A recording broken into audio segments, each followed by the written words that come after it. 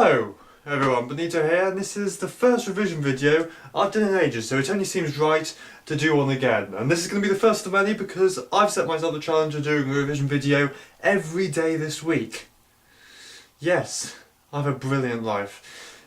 But the best thing about it is that we're going to be taking requests from you, which is all very nice.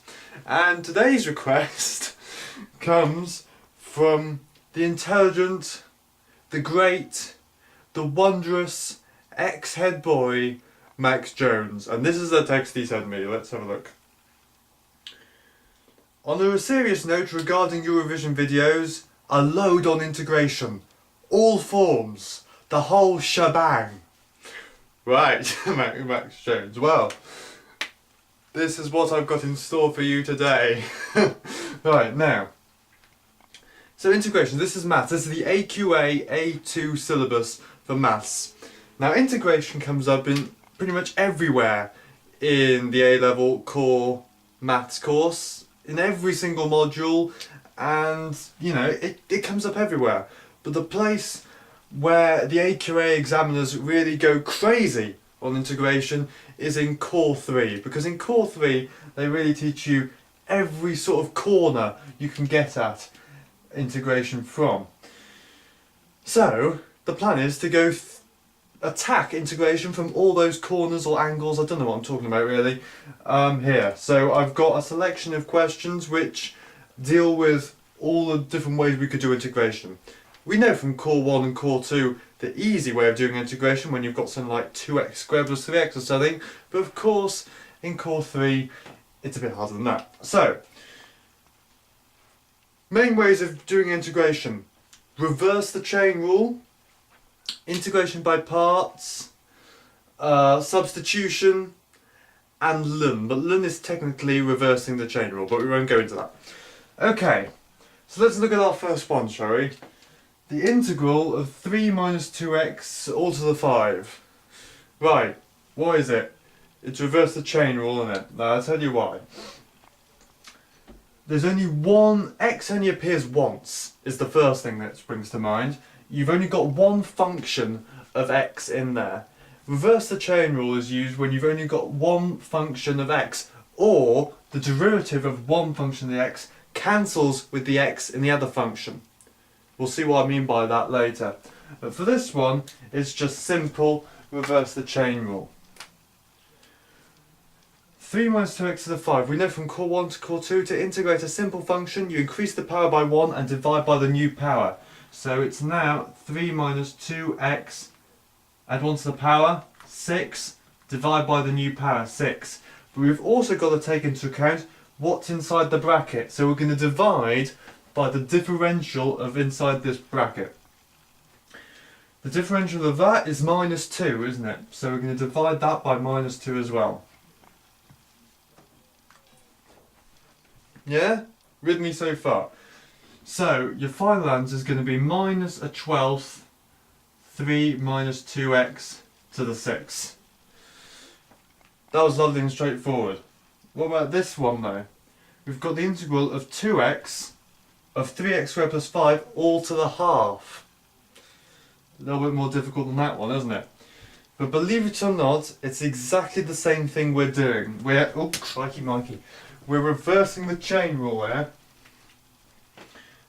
Why? Well, correct, we've got two functions of x, we've got a 2x here, and we've got a 3x plus 5 all to the half inside the bracket. But the tricky thing is here, is that the differential of this bracket cancels with the x here. Let me show you. So we've got 2x plus 3x squared plus 5. We're going to increase the power by 1, so a half plus 1 is 3 over 2, or 1.5. Divide by the new power, 3 over 2. Now, what's the differential inside this bracket? Derivative of 5 is obviously 0. This is 6x. Remember, bring the power down, 6, take 1 off the power, so we've got 6x. Now, can you see what I'm on about? The x here cancels with the x here. So that makes reversing the chain rule possible. So, then Well, then that gives you the answer. You've got 1.5 times 6, which I can't be bothered to do in my head because I'm a lazy bugger. Right. So that gives you 2/9 3x squared plus 5 all to the 3 over 2. Right. That's reverse the chain rule. Let's turn the board over. Okay. Now, what have we got here? Next one. X minus 2. Oh crap, I'm drawing all over my hand here. X minus 2 over 2x squared minus 8x plus 3. Now this is where we've got to play a bit of a spotting game. What we've got to do is compare the numerator and the denominator. This is actually an example of ln, which, as I said, is technically reversing the chain rule, but we will not go into that. Because this is an example where the numerator is a derivative of the denominator, or a multiple of the derivative of the denominator. The derivative of the denominator, so basically derivative of 2x squared minus 8x plus 3 dx is 4x minus 8. Correct? On the top we've got x minus 2. X minus 2 is 4 lots.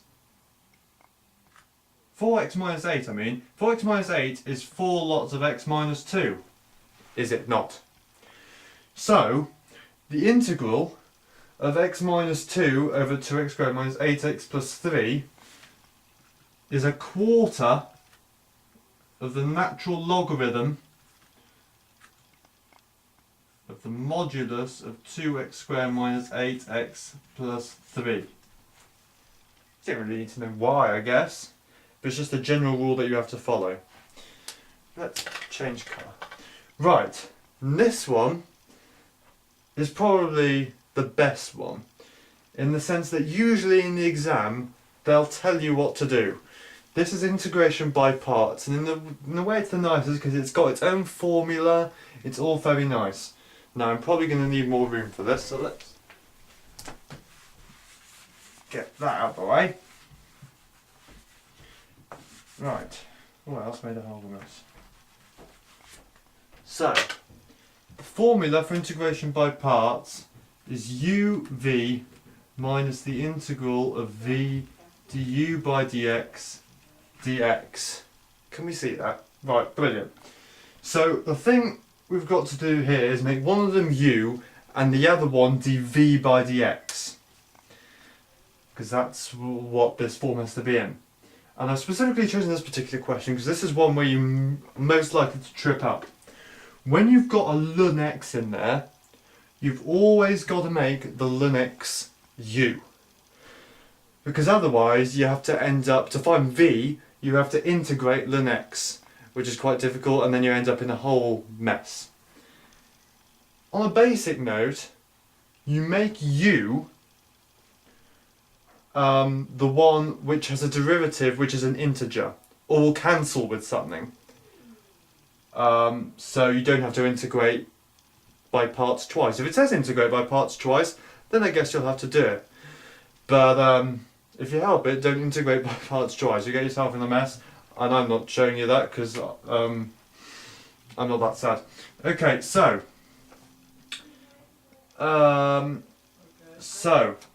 we make u equal to ln x. We make dv by dx equal to x. Right? Then, du by dx, we know the differential of ln x, that's 1 over x. The integral of x to find v, because obviously the integration is the opposite to differentiation, is half x squared.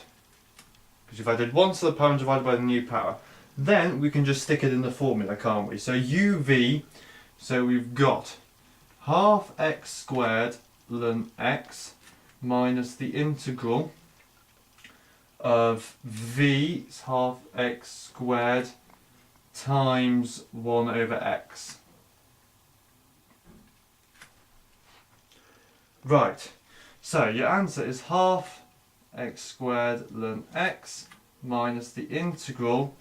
One of the x's cancelled there, so you've got half x, have you not? Haven't done anything stupid have I yet? No, brilliant. So the official answer is half x squared ln x minus half minus a quarter x squared. Right? Bloody hell. Right, that's that done. Last one. How are we doing for time? Not too bad. This is integration by substitution, which is arguably the hardest one. But once again, they'll tell you what to do normally. And this one is nice because it's an integration. It's a trig one. So let me copy down the question here. We're finding the integral of 1 over 1 plus 2 tan x squared cos squared x. And we're going to make u equal to 1 plus 2 tan x. Now, first thing we've got to do is to make this in terms of du and not by dx if we're going to substitute this in at all. Because otherwise you can't just sub u in and just have it still have a dx in front of it, because that dx means you've got to integrate it in terms of x. We want to integrate in terms of u. So how do we sort that palaver out? So first, you've got to differentiate this. So du by dx equals, now what does that equal?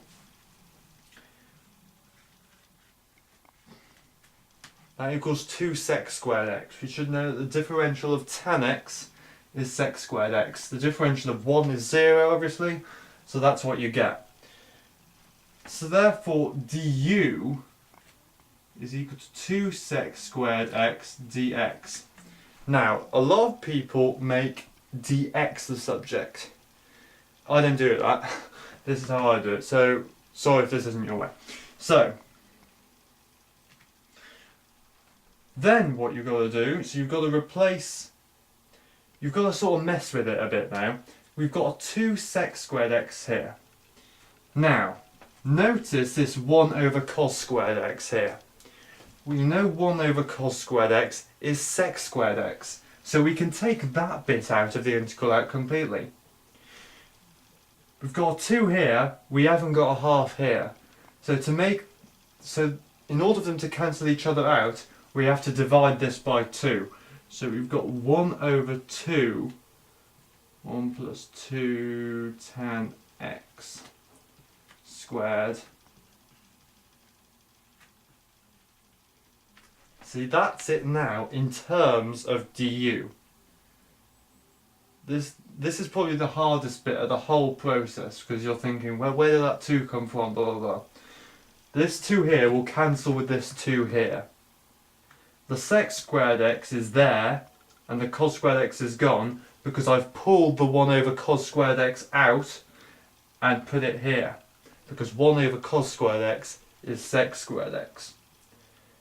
So basically we've got all the same things there, just in a different form. Next thing is to put it all in terms of du. You can get rid of all that. So, we've got 1 over 2 u squared du. Or in simpleton terms, 1 over u to the minus 2 du. And that's all very nice. And then we've got a nice core 2 integration problem there. So we've got half u increase the power by 1 minus 1 divided by minus 1. So we've got minus a half u to the minus 1. Then what you need to do is to substitute in your value for u. So you've got minus 1 over 2, what was u again? 1 plus 2 tan x. Final answer is minus 1 over 2, 1 plus 2 tan x. Cool, that was lovely. Thank you very much.